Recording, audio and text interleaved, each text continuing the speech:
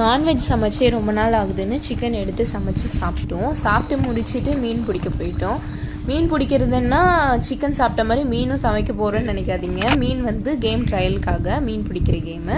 So அந்த game trial எல்லாமே முடிச்சுட்டு இந்த மீன் பார்க்கவே வந்து கீழே அந்த பில்லுலலாம் விட்டால் பாம்பு மாதிரி நெளிஞ்சிட்டே இருந்தது. அது வந்து விரால் மீன் தான், நல்லா இருந்துச்சு பார்க்கவே. அதுக்கப்புறம் இந்த வாசல்லே இருந்த இந்த வாட்டர்மெலன் செடியை நாங்கள் கவனிக்காமையே விட்டுட்ருக்கோம். அதில் இவ்வளோ பெரிய வாட்டர்மெலன் இருக்குன்றதே நாங்கள் இன்றைக்கி தான் பார்த்தோம். அதுக்கப்புறம் நெக்ஸ்ட் ஒரு கேம் ட்ரையலுக்கு போயிட்டோம். அது வந்து இந்த ட்ரீயோட ஹைட் மெஷர் பண்ணுற ஒரு ரிலேட்டடான ஒரு கேம் ட்ரையல் தான்.